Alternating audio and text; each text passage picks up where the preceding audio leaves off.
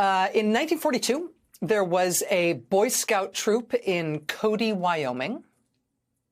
And if you've ever been in Boy Scouts, or if you've ever had a kid, or in my case, a brother in Boy Scouts, you might know that the big day on the calendar is, say it with me now, Boy Scout Jamboree.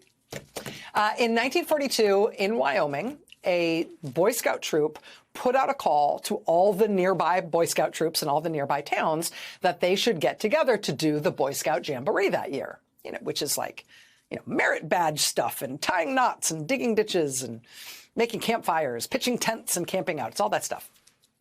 But in 1942 in Wyoming, when this one troop put out the call for the Jamboree, the other Boy Scout troops in the area did not respond, or they said no. Only one local Boy Scout troop in Cody, Wyoming, said yes, they would do it. The reason everybody else said no, or they didn't bother to answer, is because the Boy Scout troop that put out the call for the Jamboree was the one inside Hart Mountain, behind the barbed wire at the internment camp at Hart Mountain, Wyoming. It's basically a concentration camp where Japanese Americans had been forcibly relocated by the U.S. government at the start of World War II. Guard towers, barbed wire, soldiers with guns policing the perimeter, the whole thing. But that one Boy Scout troop from Cody, that's the one local troop that agreed to come to Hart Mountain to do a Scout Jamboree with the other Boy Scout troop there of Japanese American boys. And they did all the Jamboree stuff. They did the merit badge stuff. They tied knots. They set up tents. And they matched boys up from the two different troops. There were two particularly rambunctious, sort of, you might call them rowdy boys, one from each troop. A kid from Cody whose name was Alan, and a kid from Hart Mountain who was named Norman. And those two particularly rowdy kids, they ended up putting them together. They camped together in the same tent.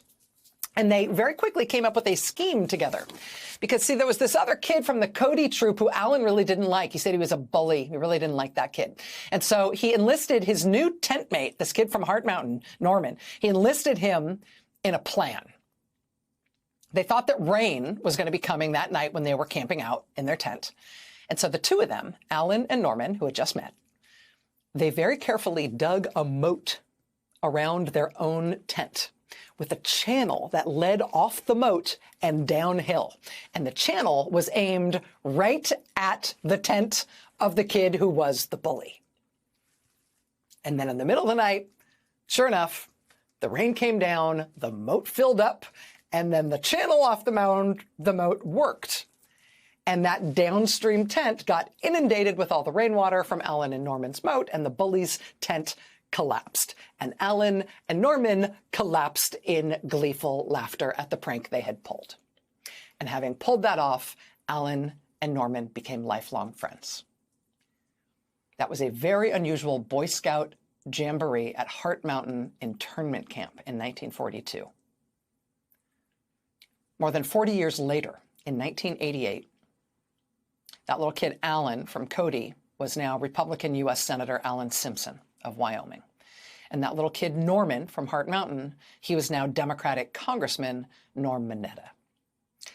And together, in 1988, they convened bipartisan hearings on the legally, strategically, and morally disastrous decisions that led to 120,000 Japanese Americans, some of them citizens, some of them not, being forced out of their homes and forcibly relocated into prison camps.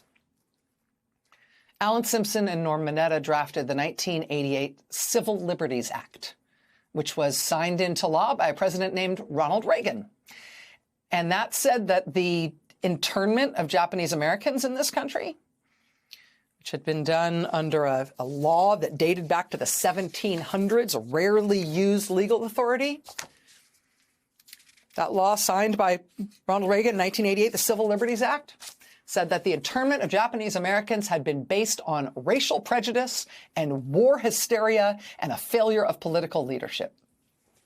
1988 Civil Liberties Act formally apologized on behalf of the United States of America to Japanese Americans for what we had done to them. And it paid them reparations just to try to make it right. The legal grounds for interning Japanese Americans in World War II was something called the Alien Enemies Act of 1798.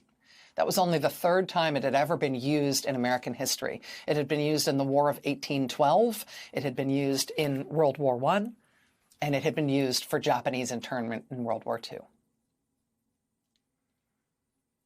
Last night, we started to see headlines like this one at the Wall Street Journal, quote, Trump to invoke seldom used wartime law from 1798. Or this one from CBS News. Professor says Trump's plan to invoke Alien Enemies Act of 1798 sidesteps immigration laws. And then inevitably, because of the history of that law, we started to see last night headlines like this. From the ABC affiliate in San Diego, in this case, Japanese Americans react to Trump's plan to invoke Alien Enemies Act. And then this morning, we got the news that Senator Alan Simpson of Wyoming died today in Cody, Wyoming, where he was from. He was 93 years old. President Donald Trump gave a speech today at the U.S. Justice Department, which itself is a rare thing for a president to do. In that speech, he was expected. White House sources had made clear to lots of reporters that President Trump was expected to announce at that speech that he is going to invoke the Japanese internment law. He is going to invoke the Alien Enemies Act of 1798, which, again, has only ever been used 3 times before in our country and always in wartime. And the last time we used it, men like Norm Mineta and Alan Simpson and fricking Ronald Reagan ended up moving the nation to apologize for it, to call it a stain on our national honor, and not only to formally apologize, but to pay reparations for what we have done. Trump wants to do it again, according to multiple White House sources in speaking with multiple reporters at multiple news agencies. That said, Trump didn't announce it at the Justice Department at his speech today. And he might have meant to. Who knows? His speech went completely off the rails. He started giving what sounded like orders to Justice Department officials in the room that they should go after a government watchdog group, Crew, that has brought lawsuits against his administration. The Justice Department should act against them somehow and for something. He started to say that the Justice Department should go after CNN and should go after MSNBC and should go after a whole big list of people he sees as his enemies. So his speech, who knows how much of that was written and how much of it was just him being moved in the moment. He got so wound up about telling the Justice Department individually to go after his enemies today that maybe he forgot the part about let's rerun Japanese internment. But presumably that's coming. I'm assuming that it'll come in some midnight or 4 a.m. announcement or some misspelled all capital letters Truth Social post or something. We'll see.